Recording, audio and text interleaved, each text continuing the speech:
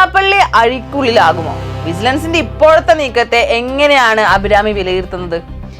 ഒക്കെ പറയാം, വിശദമായിട്ട് തന്നെ പറയാം. ഇടക്ക് കയറി ചോദ്യമൊന്നും ചോദിക്കരുത്, അത് ആദ്യമേ തന്നെ പറഞ്ഞേക്കാം. ഇനി എന്തായാലും കാര്യത്തിലേക്ക് വരാം. ഈ വെള്ളാപ്പള്ളിമാർ എപ്പോഴേ കുടുങ്ങേണ്ടതായിരുന്നു എന്നത് നമ്മൾ ഒരിക്കലും മറക്കാൻ പാടില്ല. പിണറായി വിജയൻ മുഖ്യമന്ത്രി ആയിരുന്ന കാലത്ത് വിജിലൻസിന് സ്വാതന്ത്ര്യം നൽകാതിരുന്നത് കൊണ്ട് മാത്രമാണ് വെള്ളാപ്പള്ളി ഉൾപ്പെടെയുള്ള നിരവധി ഉന്നതന്മാര് വിവിധ കേസുകളിൽ രക്ഷപ്പെട്ടു നിന്നിരുന്നത്. എന്റെ അറിവില് ഇപ്പോഴത്തെ വിജിലൻസ് ഡയറക്ടർ മനോജ് എബ്രഹാം തന്നെ നിരവധി ഉന്നതർക്കെതിരെ അയച്ച ഫയലുകളും സെക്രട്ടേറിയറ്റിലെ പിണറായി ഭരണകാലത്ത് പൊളിറ്റിക്കൽ സെക്രട്ടറി ഇടപെട്ട് പിടിച്ചു വെച്ചിട്ടുണ്ട്.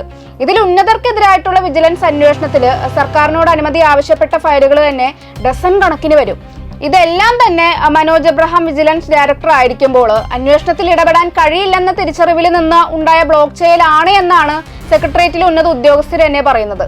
ഈ പി ശശിയുടെ ഒരു ശുപാർശക്കും വിജിലൻസ് ഡയറക്ടർ വഴങ്ങിയില്ല എന്ന് മാത്രമല്ല, ശശിയോട് രൂക്ഷമായി പ്രതികരിക്കുന്ന സാഹചര്യം പോലും ഉണ്ടായതായിട്ടുള്ള ഒരു വിവരവും ഇപ്പോൾ പുറത്തു വരുന്നുണ്ട്.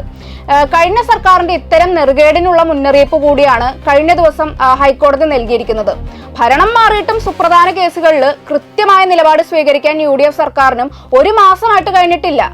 അതും എന്തായാലും ഒരു വീഴ്ച തന്നെയാണ്. ഈ കശുവണ്ടി കേസിലും അതുപോലെ തന്നെ മൈക്രോ ഫിനാൻസ് കേസിലും UDF സർക്കാർ നയം എന്താണ് എന്നത് ഇനി എന്തായാലും പരസ്യമാക്കേണ്ടതായിട്ട് വരുമെന്നാണ് എനിക്ക് തോന്നുന്നത്. കശുവണ്ടി ഇറക്കുമതി അഴിമതി കേസിൽ CBIക്ക് പ്രോസിക്യൂഷൻ അനുമതി നൽകാത്ത സർക്കാർ നടപടിക്കെതിരായി രംഗത്ത് വന്ന ഹൈക്കോടതി കോടതി കേസിൽ ഹാജരാകാതിരുന്ന വ്യവസായ വകുപ്പ് അഡീഷണൽ ചീഫ് സെക്രട്ടറിയെ അറസ്റ്റ് ചെയ്ത് കൊണ്ടുവരേണ്ടി വരുമെന്ന മുന്നറിയിപ്പാണ് നൽകിയിരുന്നത്. സർക്കാർ നിർദ്ദേശം പാലിച്ച് നീങ്ങിയ ഉദ്യോഗസ്ഥർ കുടുങ്ങുന്ന അവസ്ഥയിലേക്ക് കാര്യങ്ങൾ നീണ്ടതോടെ ഇനി ഇത്തരം നിയമവിരുദ്ധ നിർദ്ദേശങ്ങൾ അനുസരിക്കില്ല എന്ന മാനസികാവസ്ഥയിലേക്കാണ് ഉദ്യോഗസ്ഥർ നിലവിൽ മാറിയിരിക്കുന്നത്. ഈ കേസിലെ എഫക്ട് വെള്ളാപ്പള്ളിക്കെതിരായ കേസിനെയും ഇപ്പോൾ ബാധിച്ചു കഴിഞ്ഞിട്ടുണ്ട്. ഇതിന്റെ ഭാഗമായിട്ടാണ് മൈക്രോ ഫിനാൻസ് തട്ടിപ്പ് കേസിൽ SNDP യോഗം ജനറൽ സെക്രട്ടറി വെള്ളാപ്പള്ളി നടേശനെതിരായ ആദ്യ കുറ്റപത്രം തയ്യാറാക്കിയിരിക്കുന്നത്. വിജിലൻസ് ഡയറക്ടർ മനോജ് എബ്രഹാം ആണ് കുറ്റപത്രത്തിന് അംഗീകാരം നൽകിയിരുന്നത്. ഇക്കാര്യം ഹൈക്കോടതിയെയും വിജിലൻസ് അറിയിച്ചിട്ടുണ്ട്. 2014 SNDP യോഗം വയനാട് യൂണിയന് 10 ലക്ഷം രൂപ നൽകിയതിലെ ക്രമക്കേടിലാണ് കുറ്റപത്രം നൽകിയിരിക്കുന്നത്. മറ്റു കേസുകളിലും ഉടൻ തന്നെ തുടർ നടപടി ഉണ്ടാകും. ഈ ഒരു കേസിൽ 6 പ്രതികളാണ് ഉൾപ്പെട്ടിട്ടുള്ളത്.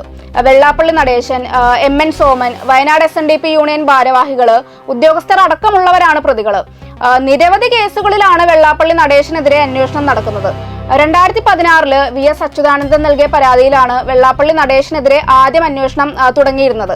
സ്ത്രീകളുടെ പേരിൽ വ്യാജ പദ്ധതിയിലൂടെ പിന്നാക്ക വികസന കോർപ്പറേഷനിൽ നിന്ന് വായ്പ എടുത്തതിലാണ് VS അഴിമതി ആരോപിച്ചിരുന്നത്. 124 ഇടപാടുകളാണ് വിജിലൻസ് അന്വേഷിക്കുന്നത്. അതിൽ ഓരോന്നിലും പ്രത്യേകം കുറ്റപത്രം തയ്യാറാക്കേണ്ടതുണ്ട്. ഹൈക്കോടതിയുടെ ഭാഗത്ത് നിന്ന് ഇടപെടൽ ഉണ്ടായ ഒരു സാഹചര്യത്തിൽ UDF സർക്കാരിനും ഇനി അനുമതി നൽകാതിരിക്കാൻ എന്തായാലും കഴിയില്ല. സംസ്ഥാനത്തെ പിന്നാക്ക വികസന കോർപ്പറേഷൻ ചുരുങ്ങിയ പലിശക്കാണ് വായ്പ കൊടുക്കുന്നത്. 3 മുതൽ 4% വരെ പലിശ ഈടാക്കിയാണ് പ്രതികൾ ദുരുപയോഗം ചെയ്തിരിക്കുന്നത്. ഓരോ യൂണിയനും ഈ ഒരു പലിശ നിരക്കിൽ പണം വായ്പക്കെടുത്ത ശേഷം 10 മുതൽ 12% വരെ പലിശക്ക് ഓരോ യൂണിയനും വായ്പ നൽകി എന്നാണ് പുറത്തുവരുന്ന വിവരം. ഈ കേസുകളിൽ നിന്നും രക്ഷപ്പെടാനാണ് വെള്ളാപ്പള്ളി നടേശൻ കഴിഞ്ഞ ഇടതുപക്ഷ ഭരണകാലത്ത് പിണറായി സ്തുതിയുമായി രംഗത്ത് വന്നിരുന്നത്.